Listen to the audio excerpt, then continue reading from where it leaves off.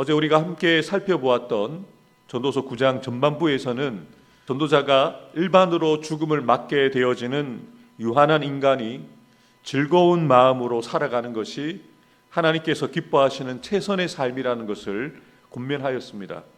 특히 7절부터 10절에서 명령형 동사를 사용해서 주어진 삶에 최선을 다하며 기쁨을 누릴 것을 권면하고 있는데요. 그 이면에는 하나님께서 이 세상의 주관자가 되신다는 전제가 있다는 것이죠. 다시 말해 외적으로 주어진 삶에 최선을 다하며 기쁘게 살아가야 한다고 그렇게 표현하였지만 보다 본질적으로 하나님과의 관계성이 강조되었다라고 볼 수 있는 것입니다. 이어지는 오늘 본문 11절과 12절에서는 인간의 실존에 대해서 아주 적나라하게 보여주고 있습니다. 11절입니다.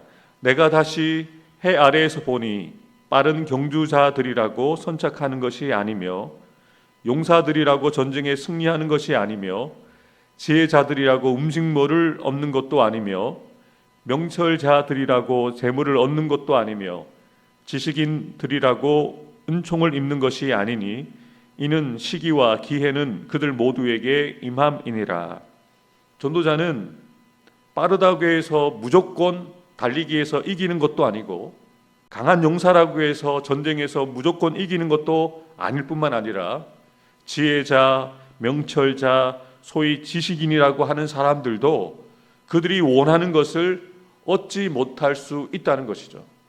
그래서 원리 원칙대로 인생이 되어지지 않는다는 것입니다. 일의 성공과 실패가 사람의 능력의 여부와 지혜와 명철과 지식에만 좌우되지 않는다는 것을 전도자가 깨달아서 이것을 우리에게 알려주고 있는 것이죠. 12절을 함께 읽겠습니다. 분명히 사람은 자기의 시기도 알지 못하나니 물고기들이 재난의 그물에 걸리고 새들이 올무에 걸림같이 인생들도 재앙의 날이 그들에게 호련히 임하면 거기에 걸리느니라. 아멘. 물고기와 새를 예를 들죠. 물고기가 그물에 걸리게 되고 새들이 올무에 걸리는 것처럼 해 아래에서 살아가는 저와 여러분들도 아무리 노력해도 목표를 이루지 못하거나 우리가 생각하지 못했던 내 뜻밖의 재난이 또 내 뜻밖의 어려움을 만나서 한순간에 고통 중에 머물게 되어지는 일들이 우리의 인생 가운데 비일비재하게 일어난다는 것을 우리에게 깨우쳐주고 있는 것입니다. 인간의 우리의 생사하복은 오직 하나님께서 친히 주관하시고 다스리십니다. 우리의 뜻이 아니라 하나님의 뜻 안에 있다는 것을 우리가 인정하고 고백해야 합니다. 그래서 우리는 우리가 가지고 있는 능력과 우리가 가지고 있는 소유를 신뢰하는 것이 아니라 스스로를 바라보면서 교만하게 살아가는 것이 아니라 우리의 연약함이나 우리가 능력을 가지지 못하고 소유를 가지지 못한 것 때문에 비관하고 열등감을 가지고 살아가는 것이 아니라 하나님의 그 절대 주권을 인정하면서 살아가야 한다는 것이죠. 그렇다면 내 뜻밖의 일들이 비일비재하게 일어나는 이 세상에서 저와 여러분들은 어떻게 살아가야 할까요? 하나님을 경외하지 않고 하나님 없이 살아가는 세상 사람들처럼 어떤 일의 성공이나 실패에 집착하지 않고 나의 뜻밖의 재난과 고난이 찾아올 때 현실을 비관하기보다는 그 일을 통해서 하나님께서 주시는 교훈을 깨닫고 또 지혜를 주시는 하나님을 만나기 위해서 더욱 힘쓰며 살아가야 한다는 것이죠. 전도자는 전도서를 통해서 내 뜻밖의 세상에서 주 뜻 안에 살아가는 최선의 길을 이미 우리에게 반복적으로 알려주었습니다.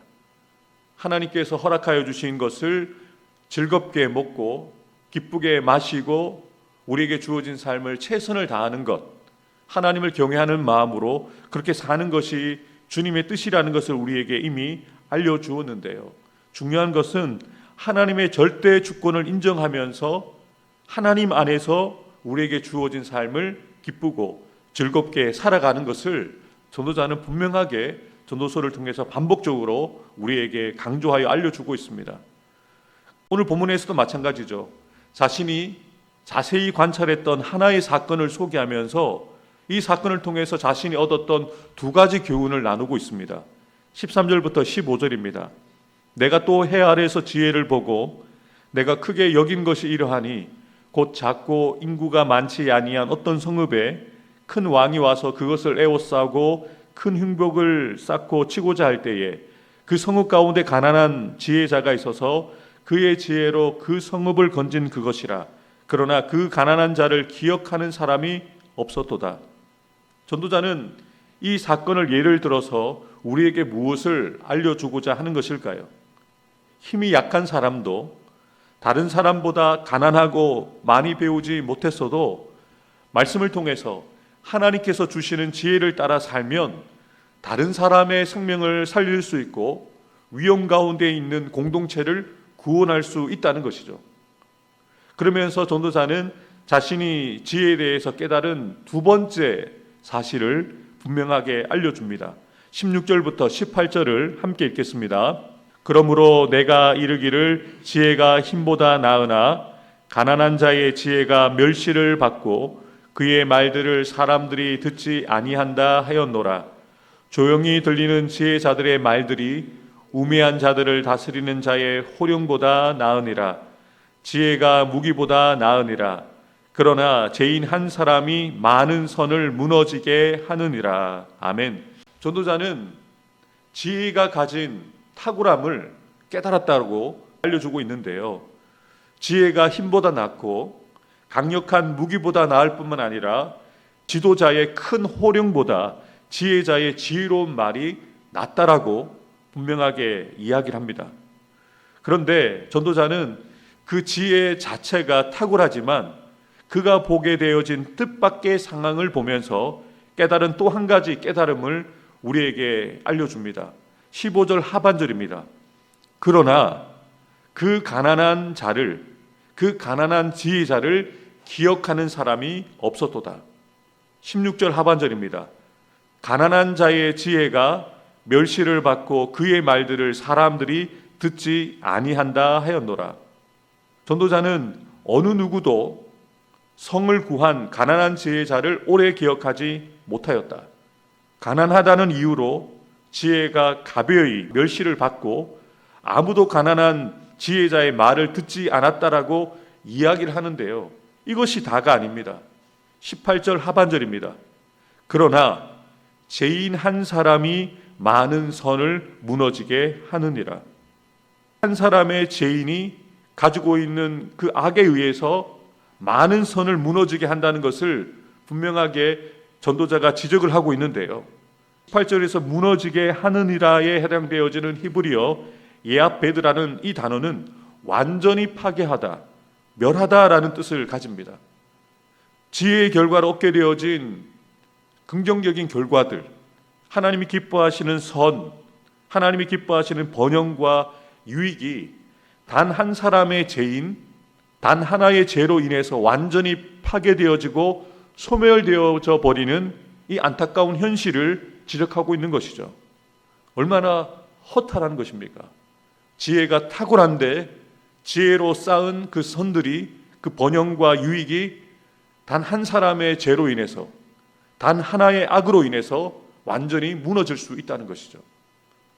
그렇다면 이러한 내 뜻밖의 세상에서 마음으로 우리가 계획을 세우며 살아가지만 우리의 마음의 계획대로 되지 않는 이 세상을 우리가 어떻게 살아가야 할까? 잠언서 3장 5절부터 7절까지의 말씀. 너는 마음을 다하여 여호와를 신뢰하고 내 명철을 의지하지 말라. 너는 범사에 그를 인정하라. 그리하면 내 길을 지도하시리라. 스스로 지혜롭게 여기지 말지어다. 여호와를 경외하며 악을 떠날지어다. 아멘. 사는 성도 여러분, 우리를 의지하지 않고 우리 스스로의 지혜를 의지하지 않고 하나님을 범사에 인정함이 필요하다는 것이죠. 무엇보다도 하나님을 경외함으로 악을 떠나 하나님이 기뻐하시는 선을 행해야 한다는 것이죠. 한 구절 더 찾아보도록 하겠습니다. 시편 37편 4절 말씀입니다. 또 여호와를 기뻐하라. 그가 내 마음의 소원을 내게 이루어 주시리로다. 아멘. 우리가 이 땅을 살아가면서 즐겁게 먹고 기쁘게 마시는 것도 중요하지만 우리가 기뻐하는 그 이유는 단 한 가지입니다. 하나님으로 인하여 기뻐하는 거죠. 그래서 이 시편을 기록한 다윗은 분명하게 이야기를 합니다.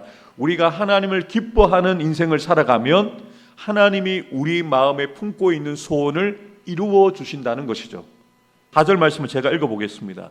여호와를 의뢰하고 선을 행하라. 땅에 머무는 동안 그의 성실을 먹을거리로 삼을지어다. 다윗도 지혜자와 전도자와 동일한 메시지를 우리에게 주고 있습니다. 하나님을 의뢰하라. 하나님을 인정하라. 하나님만 기뻐하라. 이것이 내 뜻밖의 세상에서 주님의 뜻 안에 살아가는 비결이라는 것이죠. 오늘 하루 여러분이 계획하는 대로 되어지면 너무나도 감사할 것 같습니다. 그렇지만 우리가 계획한 대로 되지 않을 수 있습니다. 우리의 뜻대로 우리가 원하는 사건만 일어나지 않고 예상 밖의 뜻 밖의 사건들이 여러분들에게 일어날 수 있습니다. 그때에도 하나님을 인정하는 저와 여러분들 되기를 주님의 이름으로 축복합니다.